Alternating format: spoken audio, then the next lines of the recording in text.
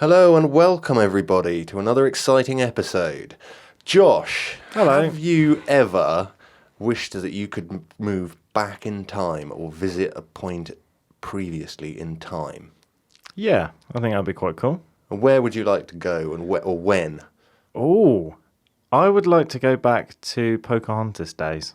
Oh, really? Native Yeah. American times? Yeah, I would, because I find that very interesting back in the day with all Native Americans and that whole, what would you call it, culture? Yeah, culture, yeah. With like spears and bows and arrows and things. And I found out the other day that you've already got me started. I found out the other day that the middle finger flipping the bird. Yeah. That comes from Native Americans. Oh, does it? So when they were captured, they used to cut off the middle finger of the Native Americans because that's what they used to fire the bow and arrow.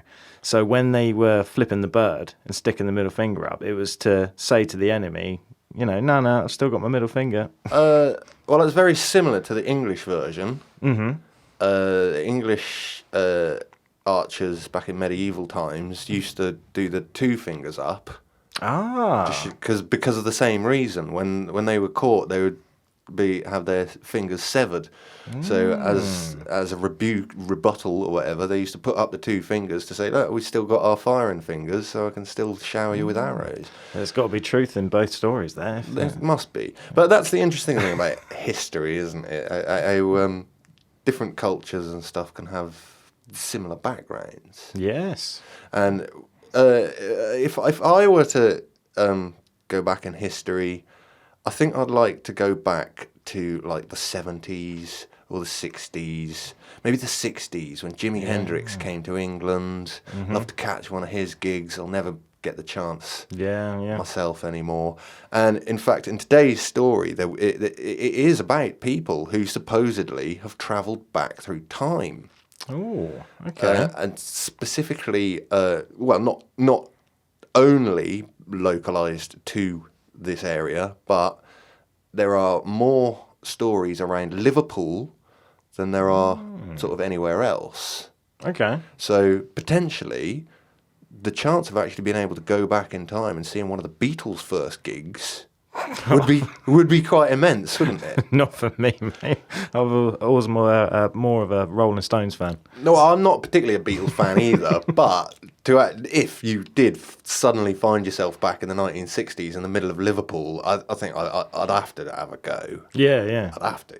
Because my mum always said that the Beatles would stop airports and things. They were that big. Yeah. It would just come to a standstill. So imagine being around all the atmosphere and all them people just screaming for the Beatles. That would be mental, wouldn't it? Yeah. All women throwing their underwear and stuff. Yeah. That used to happen. Yeah.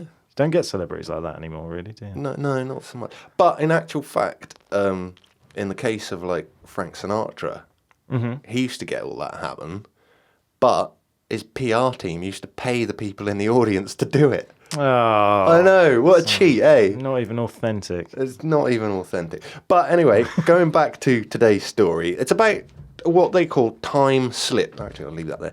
Time slips. Okay. Now, I imagine this as like almost a time bubble. I mean, it'd be great if you had like a ray gun that would like that and create a time bubble where you're in the same location, but you travel to a different point in time. That's what this is kind of like, these experiences that these people have had. Now, I don't have any surnames on this. I've had to go through several websites to get the information that I've got. The stories are all pretty much exactly the same. Okay. So they've come from the same source with slight variations. I'm going to tend to leave those out a little bit. The first story is of a guy called Frank. Frank and his wife Carol were out shopping in Liverpool city centre, and Frank came across a friend of his. Frank was an off-duty police officer. I don't know who the friend was. He might have been another off-duty police officer. I'm not sure. It doesn't specify. But he was distracted from his wife, talking to his friend for a little while, and his wife said, I'm going to carry on. I want to get to Waterstones bookshop, Waterstones, before it closes. He was like, yeah, no worries. So he carried on talking to his friend for a little while, and then when the conversation ended, he carried on down to Bold Street. Now, Bold Street seems to be a hot spot within Liverpool for these time slips or these time bubbles. Okay, so that's the main hub, if you will, for these Yeah, times. sort of. And it's a very central Liverpool area, like one of old town Liverpool, if you like. And as he rounded the corner into Bold Street, and you could see the bookshop where he was aiming for to go, and just as he went to cross the road, he nearly got hit by a van. And Cardins was written on the side of the van, Cardins. Okay. Now, apparently, I've tried looking for what company this was, but they were apparently quite a popular van. Maybe they were like a delivery van or something like that, courier, something. But they were all over Liverpool during the 1950s and 60s. Not anymore.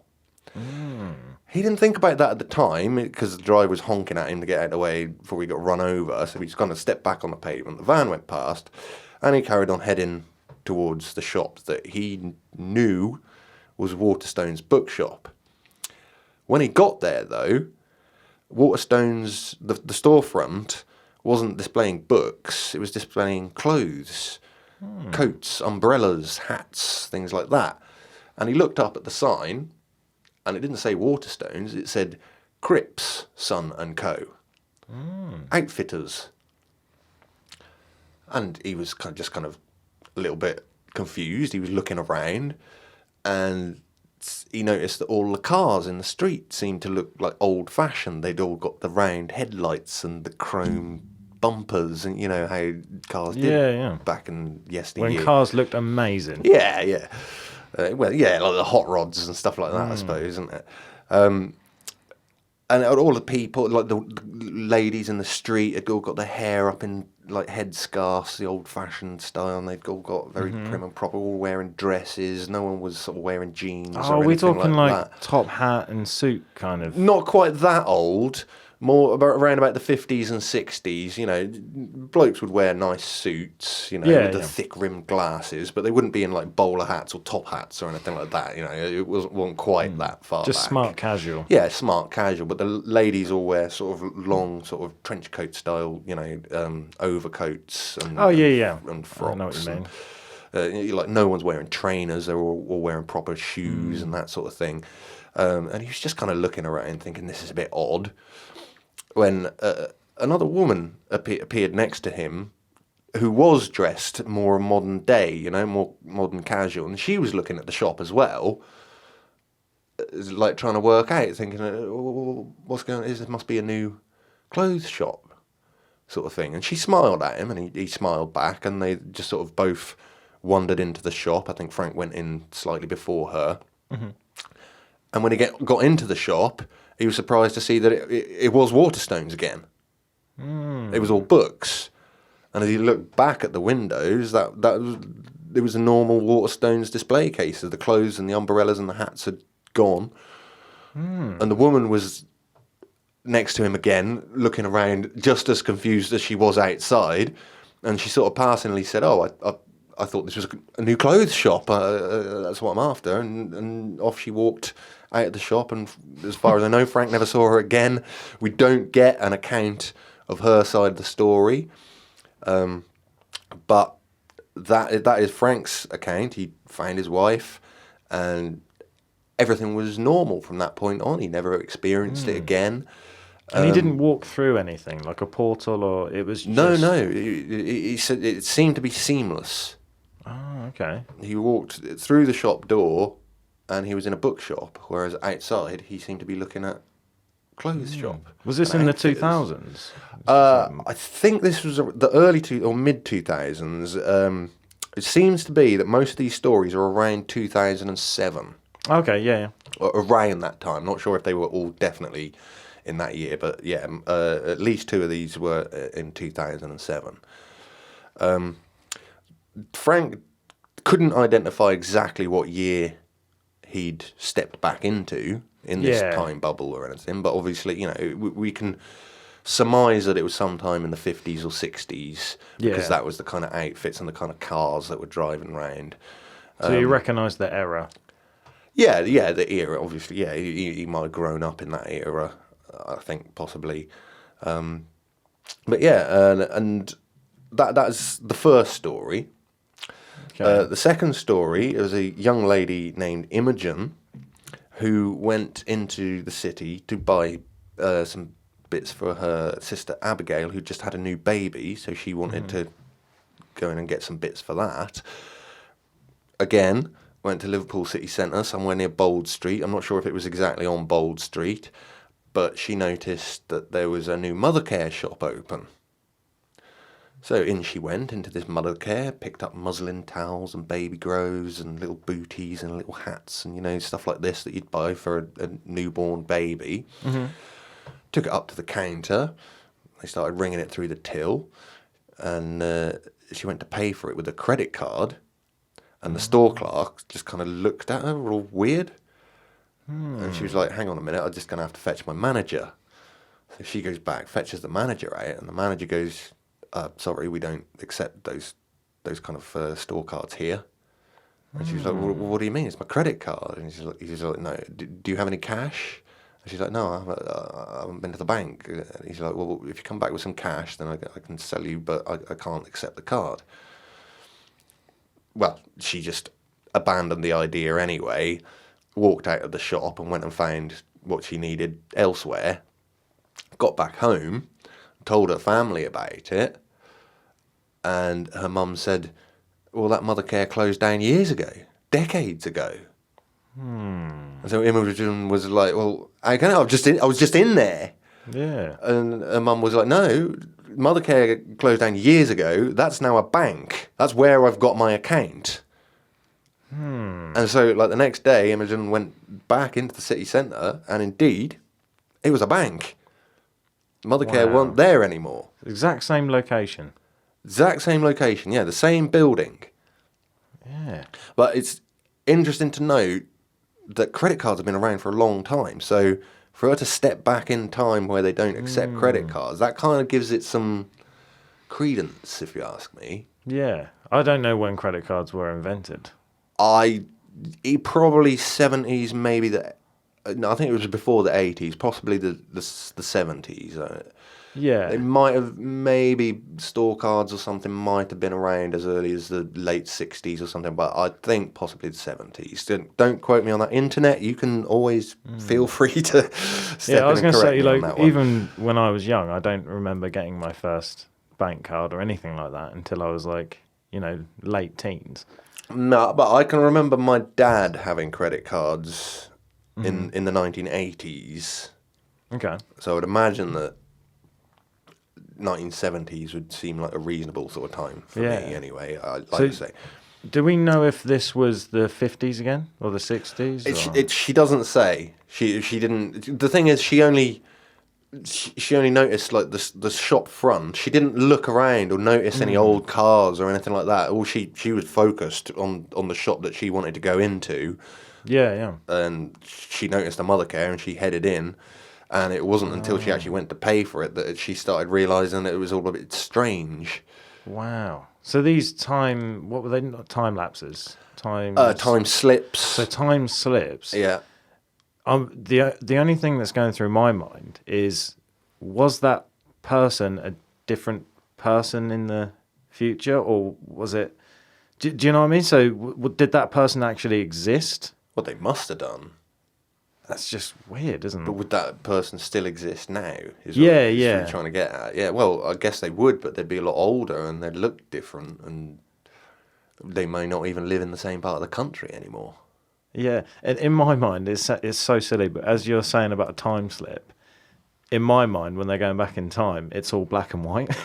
I know exactly what you mean, because I imagine that. When I was reading it up, I was sat there thinking, well, it'd be obvious because it's all black and white. No, no. That's what my brain went to. It's like, I'm imagining as they've gone back into modern times, it goes fading into colour again. It's like, because cameras do that, but human eyes don't. Yeah. So it would have been normal to them, apart from everything would look old-fashioned. Yeah, unless you're a dog and then everything's black and white either way. Well, yeah. But these are all... Okay, now, obviously, Frank in the first story, it was an off-duty police officer. Now, you'd think that an off-duty police officer would be someone trustworthy and would be telling the truth. And he spoke about it for years and years, and, he was absolutely adamant that this was a real thing that happened to him. Same as Imogen. Excuse me. Our third story comes from someone who is maybe not as plausible. It was a guy called Sean. Again, I don't have any surnames for any of these people. And he had been actually shoplifting. He'd been going around, pinching a few things from, I don't know what shop it was. But the security guard caught him and he legged it. And this wasn't Bold Street, this was near Bold Street, this was Hanover Street. He legged it down Hanover Street, oops, sorry, microphone, with the security guard following him, hot on his tail. So to try and get away, he ducked into a side alley called Brooks Alley. And as soon as he started running down this alley, he realised what a mistake he'd made, because it was a dead end. Oh, okay. So he stopped, sort of put his hands up, turned around, expecting a security guard to be smack on him, wipe out. But no security guard there. Completely disappeared. So Sean casually walked out of the alley, had a quick look around. No security guard, no one to be seen. Carried on walking down Hanover Street, and this is when he started realising that things were a little bit strange, because on the other side of the road, just before he'd gone into the alley, there were roadworks, and they suddenly weren't there anymore. And, everything just looked a little bit different. There were bushes where there shouldn't be bushes, and, like I say, the storefronts might have been slightly different. The landscape had changed. Yeah, the landscape had changed dramatically just in the last few minutes. I mean, there's no way that a roadworks, if they're digging up the road and got the traffic lights and all that sort of thing, they can't just disappear in an instant, can they? No. But that was kind of what he noticed the most. So he carried on down Hanover Street, and he thought, I'll try my cell phone. Mobile phones are a thing. Took it out of his pocket, no signal, obviously. So discarded that. Well, not discarded, but put it back in his pocket. Carried on down Hanover Street and turned onto Bold Street, I believe. Saw one of the old style... You remember when newspapers used to be available on a little stand and that sort of thing? You put your money in, you get your Help newspaper. yourself. Yeah, found one of those. Looked at the date on the... It was a newspaper stand selling the Daily Post. And when you looked at the date on it, it said 18th of May, 1967. Which freaked him out a fair bit. Yeah, I imagine it would. Yeah. And that's sort of, he was looking around and seeing exactly the same thing as Frank had seen. The old-fashioned cars, the people, women with their headscarves on, and the old-fashioned dresses that like your nan might wear these days. And he freaked out, and he just legged it out of there. And as he approached the end of Bold Street, he said it started returning back to normal. Right in front of his eyes. Literally right in front of his eyes. He got to a bus stop. He looked back down where he had been, and he could still see the old-fashioned cars further down the road. But there didn't seem to be, like you say, there was no portal there. It was Seamless. Modern day, and then it was back in history. So he just jumped on a bus and got the hell out of there, and that's that. He tried to sell his story or whatever. He told who he wanted, a newspaper or whatever it was. And to corroborate it, they went and found the security guard, who then confirmed the story that he'd been chasing this lad down Hanover Street. The lad turned into the alley, the security guard turned to follow him, and the lad just vanished in front of his eyes. Literally just disappeared. Yeah, literally just gone. Disappeared. In front of his eyes. So, whatever this time slip is, this bubble, if you like, even though he must have been hot on his tail one running just a metre or two in front of the other. Yeah. One went through the time slip, but the other one didn't. Yeah. So that's odd. I mean, that is very strange. You'd have thought that two entities passing through that same portal, if you like, they'd both go through it. But it was only Sean that went through, the security guard, who I can't find out his name, by the way. Paul Blart. Yeah, maybe. We all remember that film. Yes. The mall cop. But yeah, no, he actually corroborated the story. I don't know if Sean ever actually got any criminal. Well, I imagine he got away with or it. anything. Oh well, yeah. I mean, I don't know. It doesn't actually go into that. It's more about the time slip than him actually getting a criminal record for what he'd done. But he seemed to get away definitely from the security guard. Mm-hmm. He went on to live another day and tell the tale to whoever he wants to tell. So it almost touches on like interdimensions as well in a way. Yeah, Like, almost. Yeah. And it's so bizarre to me. I mean, you've got Frank, Imogen, Sean, all telling the same story. Roughly the same. Roughly the same. And it all seems to be from the same era. So I wonder if there's time slips that go back even further. Now, it's interesting that you say that because I've got a fourth story here. Oh, have you? Yes. And this one's actually a little bit more local to us here in East Anglia. Okay. In the town of Kings Lynn. Ah, yes. So it's not just Liverpool that this happens to, although Liverpool does seem to be a hot spot for it, particularly the city centre around Bold Street and that. But there are stories have been reported from all over the country. I picked this one because it was fairly local to us. Yeah. This one was posted anonymously and all it said was a website that no longer exists.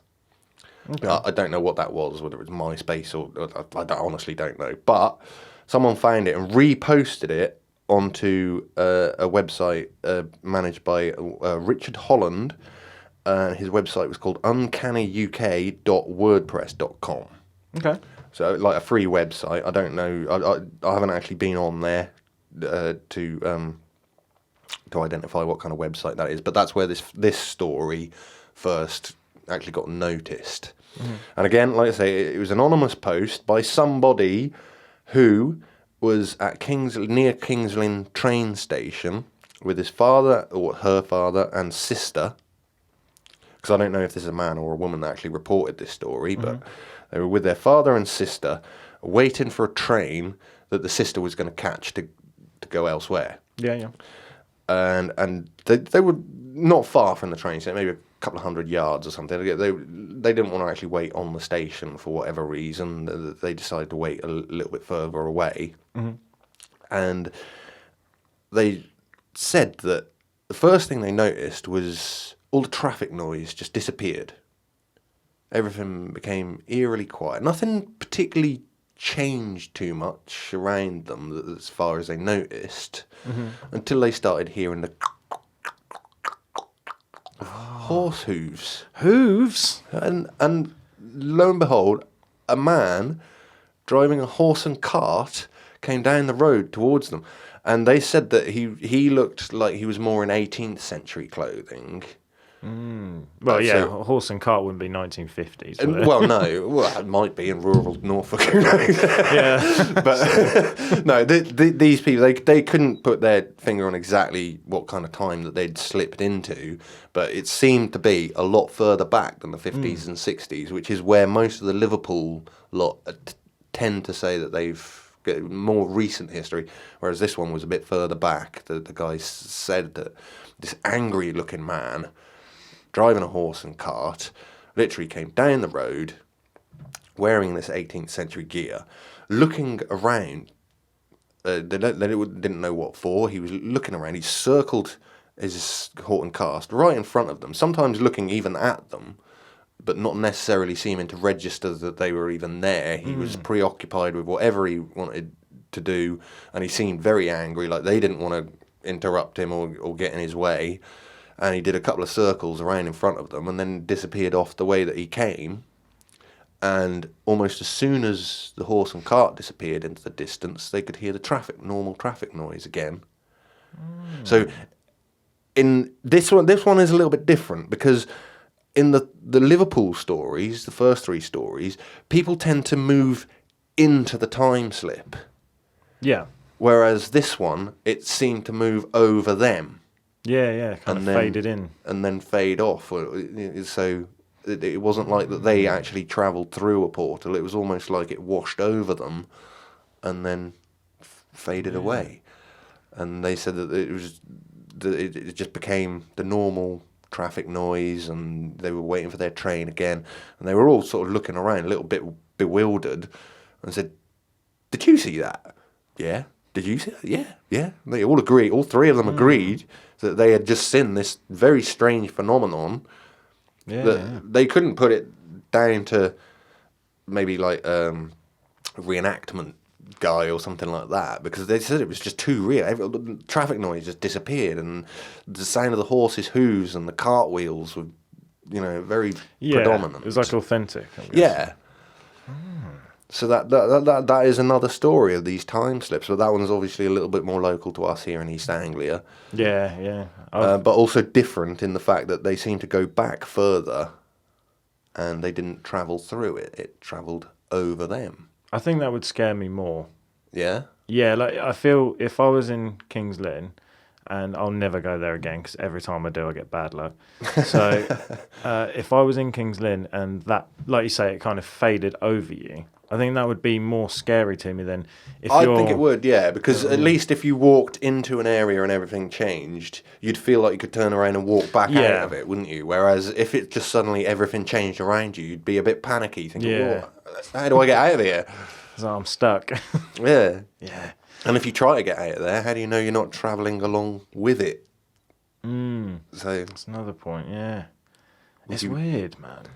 They're very strange. I mean, we can only take these stories on face value.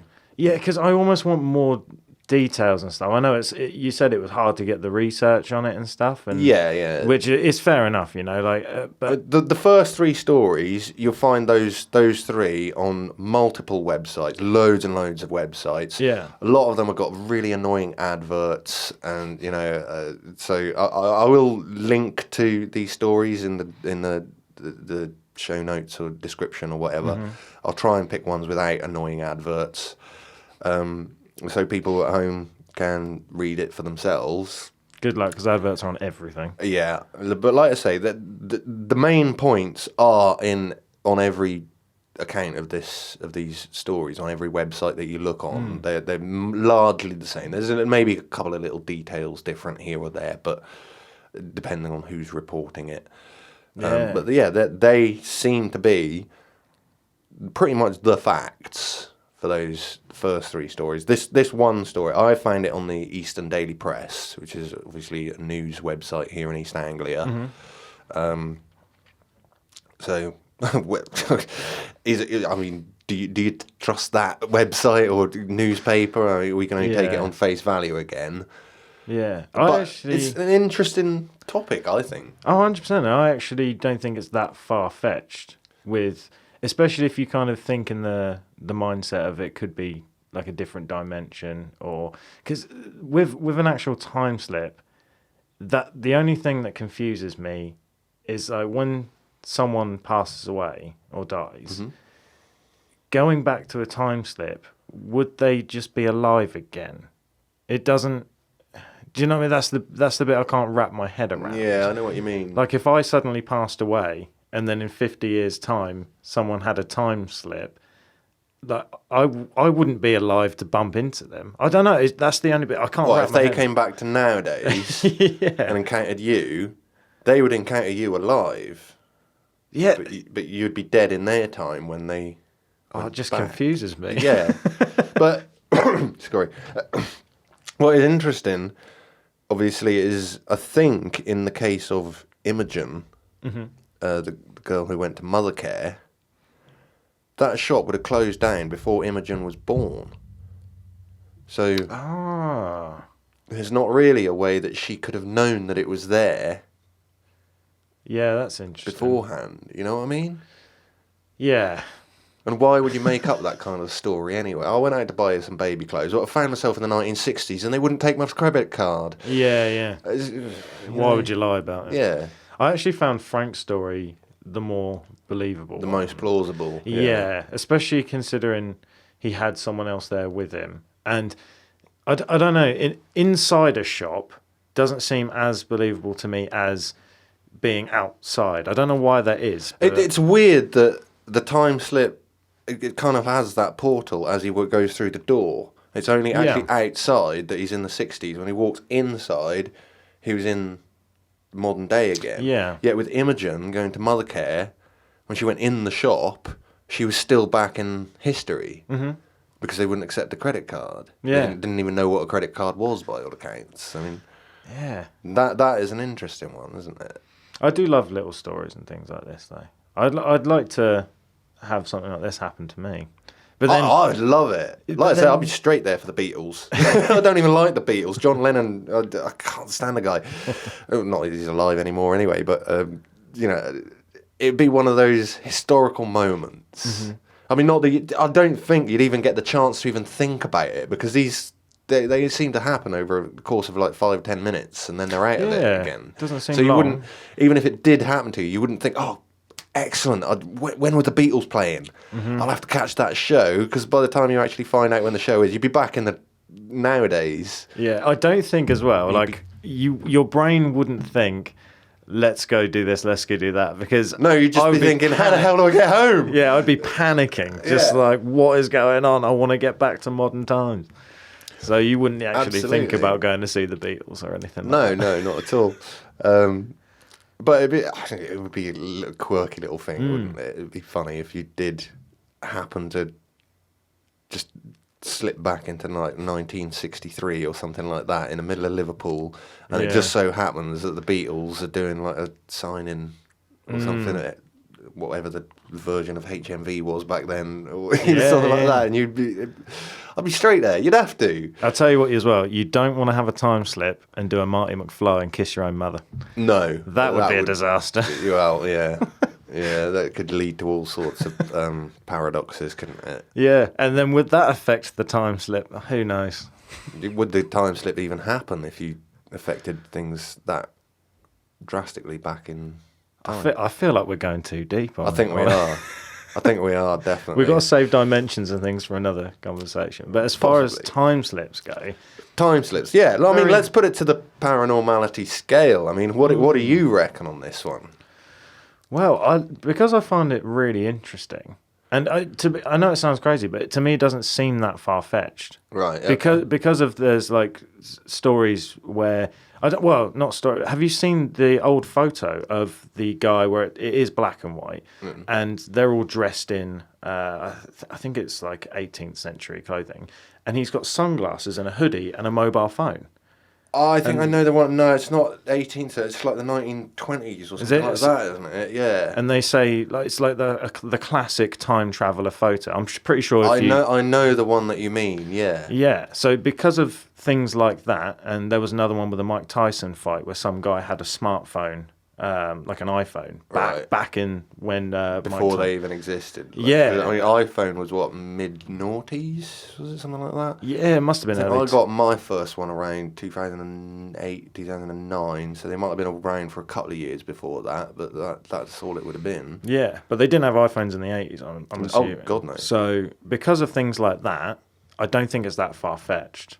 Right. So, but the only other thing that's swaying me the other way to be a bit more negative about it is there needs to be more like stories of this happening. Do you know what I mean? I'm sure there's a few. There are. I've picked some because we've only got so much time to cover this. You know? There are more stories. If you dive into the internet and go down a rabbit hole on this, there are little stories from all over the UK, particularly in Reddit. If you put if you put in time slips Reddit, particularly Bold Street Liverpool Time Slips Reddit, there are lots and lots of posts of people confirming and coming up with their own stories and stuff like that. Some of them are believable, some of them not so much. Okay, I've picked these ones because I think they have some credence to them. Yeah. And obviously this one's local. Police officer as well. Yeah, the first one is police officer. You'd think that you should be able to believe a guy who is on the police force, wouldn't you? Yeah. And Sean, the shoplifter, maybe not so much, but the security guard corroborated the story. Yeah.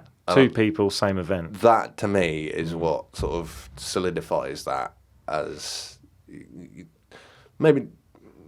I don't want to say absolute fact, but it's got more credence to it, you know, it's got more weight to the story. Straight off the top of my dome, I don't know why, but it's telling me a 6. 6? Yeah. It's kind of in the middle, but I like it so much, and I find it very interesting. I am going to research this a bit more as well, and kind of because I do find it very interesting, so I want to know more about these and read more stories of it. Yeah. So because of that, I'm giving it a 6. Fair enough. Yeah. I'm probably going to join you around somewhere around 6. I think because we already covered like the Doddleston messages, which was very much like a time-based, you know, that was communication through time. It wasn't people actually necessarily travelling through time. Well, apart from Debs in the book, who's kind of like astral projected herself through time, which is a completely different thing. But still, it kind of gives evidence to that whole maybe time isn't as one way as we think it is. Yeah. You know, maybe it's a little bit more fluid than that. So I'm going to give it a 7. Oh, okay. Yeah. I don't want to go too high, but I do want to give it a 7, just because I love this sort of thing. But I don't want to go too high, but that would put our average at 6.5, which I think is fairly fair. That is fair. Yeah. And it's just one of those, like you said, I used to be one of them people that I used to say there's no way time travel is possible. Didn't believe in it, but then from doing this podcast with you and having conversations with you and seeing photos and videos. The more stories you uncover, the more your mind opens up to these things. It does. That's exactly what it is. Your mind opens to what could be going on, because we are just But stardust, does that mean that in 2 years' time, if we carry on doing this podcast, we'll vote everything as a 9? Well, yeah, I suppose. But, I mean, you could go down that route, but we won't, everybody. we won't. We'll try and be fair. Yeah, it is exactly that. Your mind kind of opens, and it's just, you think of things slightly differently. And now I'm in my 30s, I look back on some of the things I used to believe in and talk about, like conspiracy theories and all sorts of stuff. And I now look back on 19-year-old Josh, and I'm like, what an idiot. How did I even think that was plausible, you know? But there's other things that in my 30s I'm now thinking. You're starting to think these things are plausible where you thought they were lunacy before. Yeah, that's exactly it. My mate Louis would be like, it's all wrong. It's all... I'm sure he would. He's very sceptical, isn't he? Yeah. But he does like our podcast. Hello, Louis. Hello, Louis. I hope you're enjoying the show. Hope everybody's enjoying the show. In fact, we are pretty much at the end of the show. So I guess we should just sign off there. Yeah, 6.5, that'll do. 6.5 is a fairly reasonable score. Please join us again. Obviously, always, we'd like to hear your comments. If there's a comment section where you listen or watch this podcast, please feel free to like it, subscribe, comment away.